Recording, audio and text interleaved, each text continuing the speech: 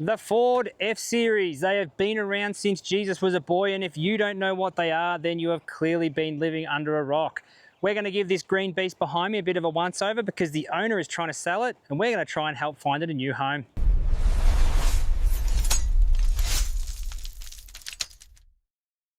This green beast behind me is either an F600 or F700. Now, I haven't had a chance to pop the bonnet and have a look to see what engine is in it or the compliance plate, but I have been told that the VIN is very hard to read just because of weather and wear, and someone in the past has given it a good old scrub to try and read it and worn some of the numbers away. I'm going to unscrew it and see if I can get some imprints from the back, and I'll pop the VIN number up towards the end of the episode. And if you know what it is, then sing out and we can let everybody know. Now, Graham, the current owner of this vehicle, is looking to sell it. So if you're interested in buying an old F600 or 700, then get in touch with us, leave a comment below and we'll get you in touch. So first things first, we're going to see if we can get the old girl running. So let's grab some tools and get into it.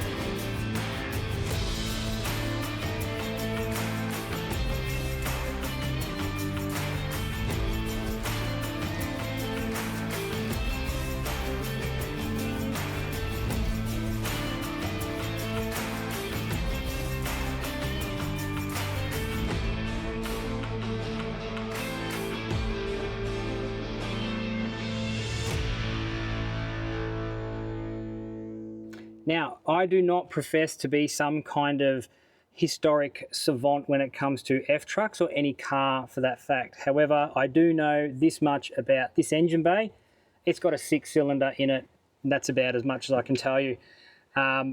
Just by looking at it real quick, it does have a Stromberg carburetor on it with this homemade adapter plate. So that someone has modified. It looks like it's an old Holden Stromberg, which was on the old red motors, so pretty commonplace back in the day. All the distributor cap and coil pack and everything's there. It's actually got a reasonably new oil filter on it, which tells me that this was running when it was parked, and having a chat to the current owner, he said they did drive it here many years ago and it's just sat since. The mechanical fuel pump on the side of the block, someone has disconnected, and if I actually chase it back, we've got a bit of this clear hose, which tells me someone has tried to start this in the past. Whether they were successful or not, I can't tell you. So what I'm going to do is I'm going to plumb up my little temporary tank. I'm going to see if the ignition system works on its own. So I'll drop a battery in the driver's footwell there and see if the circuit still runs, because we want to test this to see if it's a going concern. I don't want to jerry-rig it as little as possible. So I'm just going to connect up my temporary fuel tank. Then I'll check all the points and that sort of stuff, pull the plugs out, and we'll see if we can get it going. Let's get into it.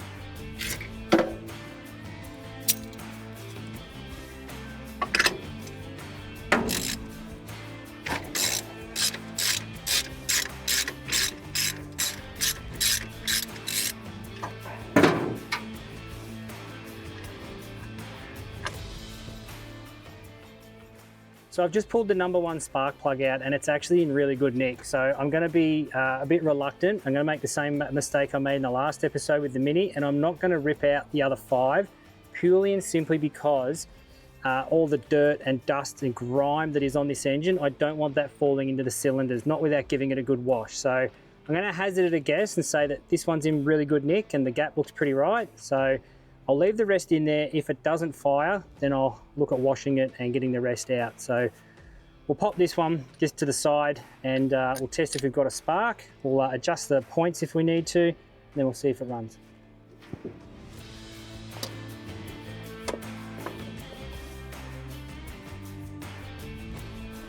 Now this distributor cap, clean as a whistle, it looks almost new.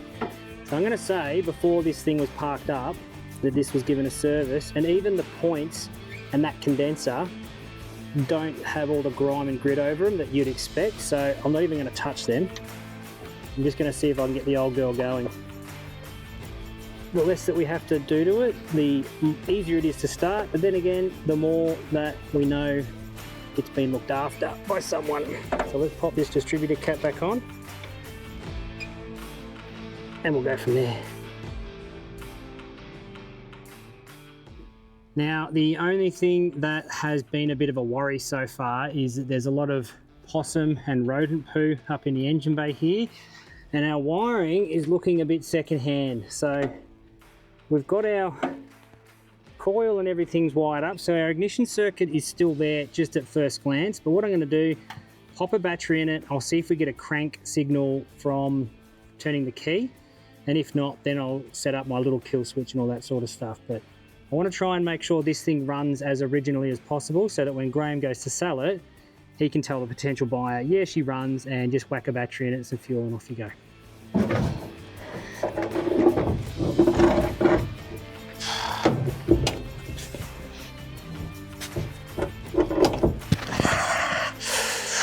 So the battery's too big to fit in the footwell, so what I'm going to do is grab my jumper leads and just connect them straight to those terminals just to negate me jamming my fingies again. I'll be back. Righto.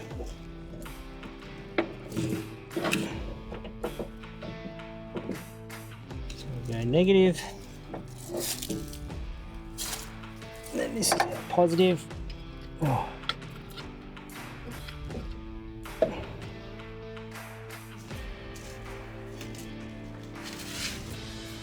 Righto, so that's our ignition. Incorrect, that's our horn. So where's our oil pressure? Oh, here we go. Beneath all the cobwebs.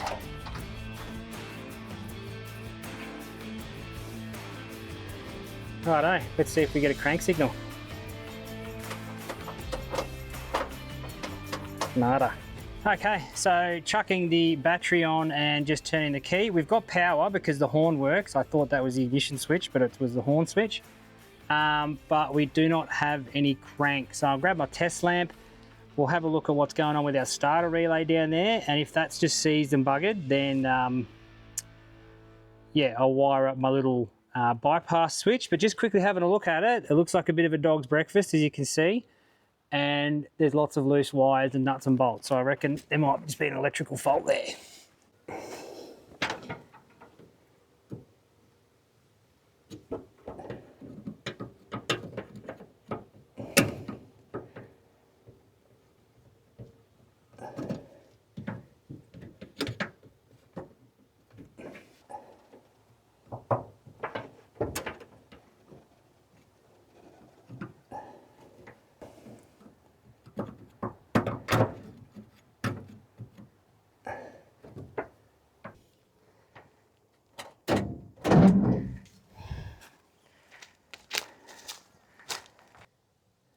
Now, this is a really good learning point here, and it's a trap that I've fallen into many a times before. I wasn't getting power at the starter relay, so I immediately thought like stuck contact, old relay, been sitting around for a while, and I went down the diagnostic rabbit hole there, and it turns out that the bulldog clamp on the jumper lead wasn't quite making contact because the battery terminals were a little bit dirty, although they appeared clean.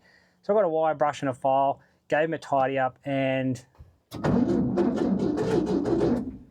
we've 100% got a crank signal from the key. Now that was a simple elementary mistake that I made just purely because I didn't go back to basics. So good little learning point there for myself and hopefully you guys. Now what I'm going to do is just shuffle the cameras around. I'm going to set up our spark plug tester, see if we've got spark, and then we'll have a look down the carby because I don't think the jets are squirting fuel in by the look of it, because I gave it a bit of a pump before and it was pretty dry. So I reckon there might be a block jet or something in the carby. So let me just rejig things and then we'll see what we can do. So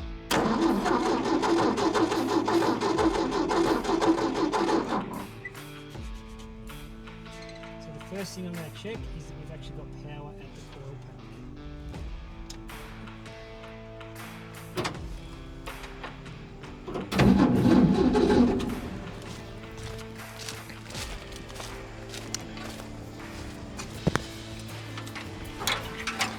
So we don't have spark, which means that we've got a fault in our wiring in the ignition circuit here. So let's have a look.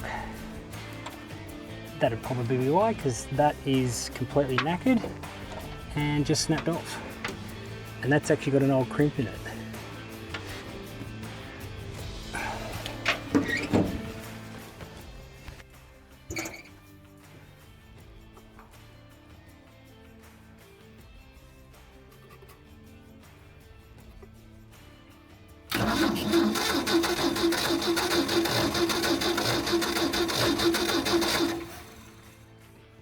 It's probably a bit hard to see, but that's actually got a really healthy spark.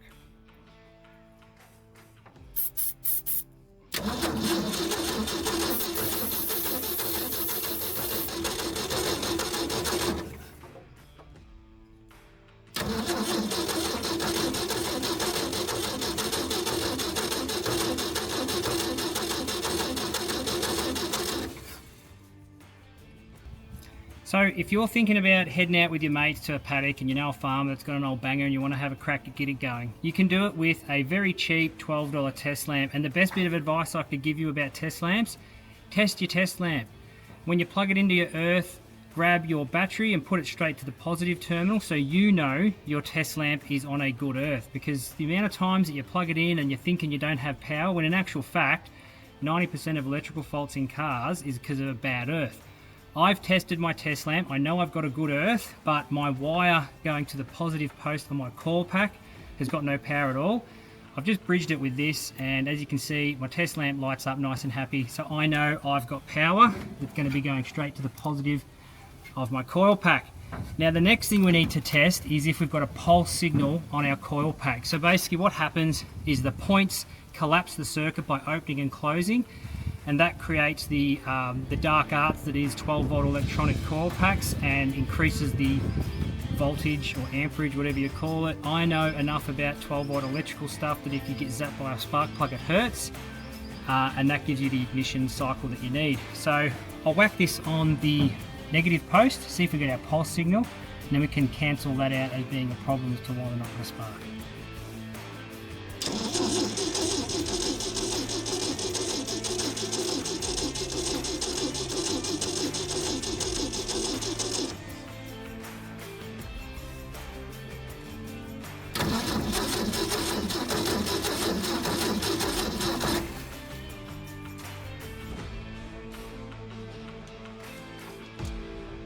Well, the bottom of the carb is wet, which is good.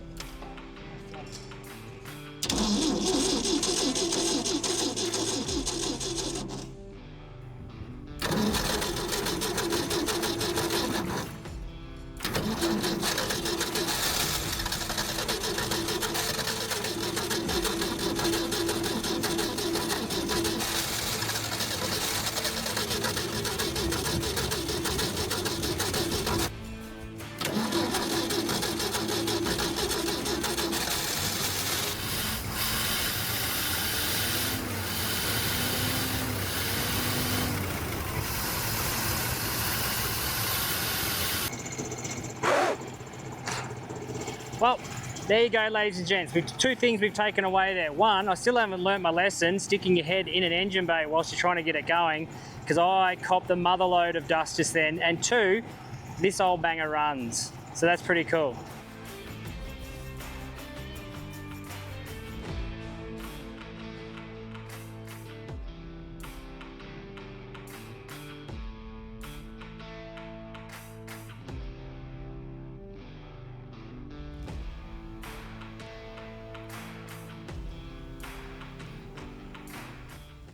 So there you have it, ladies and gentlemen. The old F truck lives again. I'm genuinely surprised every time we get these old engines running, just how willing they are to keep running and coming back to life. I'm going to pack up and head home and do a little bit of research and find out an exact make and model for you. And I'll do a little video at the end of this to let you know exactly what I find out. Until the next time, keep it real. Now you might be asking yourself, why bother decoding the VIN plate? And there's two reasons. One, as Graham the seller, he wants to be able to tell the person that's potentially purchasing this truck that it is an original vehicle and it's got the original configuration OE spec in it, or that engine's been swapped out and it's a different one. But also, it is just fun out of curiosity to see the provenance of these vehicles. Now in this instance, I've gone down a massive rabbit hole and I've come up with absolutely nothing. I went to American and Australian F-truck specialists, business, Facebook pages, forums, you name it, I went there, and none of them were able to give me a definitive answer. However, I was able to corroborate a lot of the evidence and pretty much pinpoint exactly what we've got. Now in the top left corner of this compliance plate is our warranty number, and that is consistent across all F trucks in America, Canada and Australia. So that was where we focused on. And in this instance, it's AK1KEA.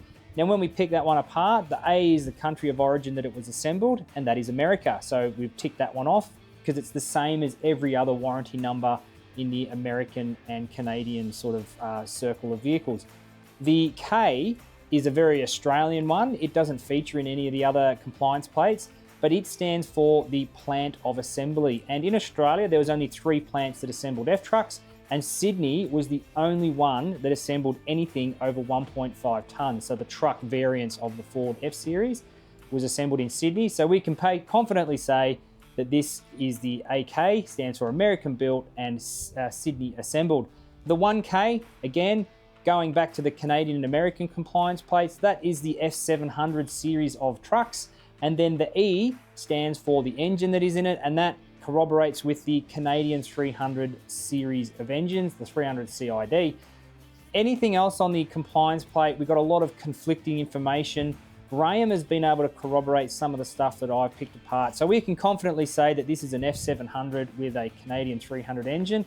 Other than that, if you know more about these compliance plate, then get in touch with us. But more importantly, if you're keen on buying this truck, shoot us an email at contact@realsteelrescue.com.au and we'll link you up with Graham, and hopefully we can get this old F truck to a home where it's going to be restored and it'll be cruising around on the roads one day soon, or popped into someone's collection for historic preservation. So there you go, ladies and gents. We're still no closer to finding out exactly everything on the VIN plate, but we're that little bit more knowledgeable. And that's what Real Steel Rescue is all about, creating community and conversations through cars, trucks, and everything mechanical.